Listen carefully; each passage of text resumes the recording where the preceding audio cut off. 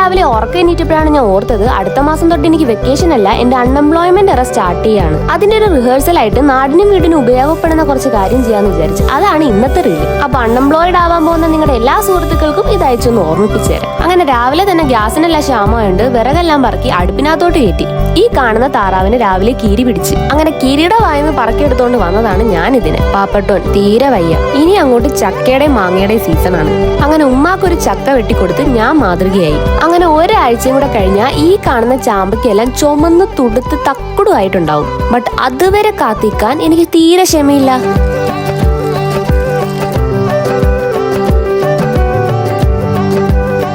ഇവന്റെ പേര് ഹണി റോസ്. ശരിക്കും ഇവനൊരു ആൺപൂച്ചയാണ്. പക്ഷെ ജനിച്ചപ്പോ ഇവന്റെ സൗന്ദര്യം കണ്ട് ആണാണോ പെണ്ണാണോ എന്ന് അറിയാൻ വയ്യാതെ ഞാൻ ഇട്ട പേരാണ് ഹണി റോസ്. അതുകൊണ്ട് തന്നെ അവൻ ഈ പൂവൊക്കെ ഭയങ്കര ഇഷ്ടമാണ്. ഈ നാട്ടിലെ എല്ലാ പൂച്ചക്കുട്ടികളുടെയും ഡാഡി ഇവനാണ്.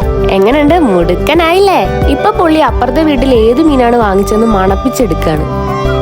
ജനിച്ച അന്ന് തൊട്ട് പഠിക്കാൻ തുടങ്ങിയതാ. ഇപ്പോഴാണ് പഠിത്തം ഒന്ന് തീർന്നത്.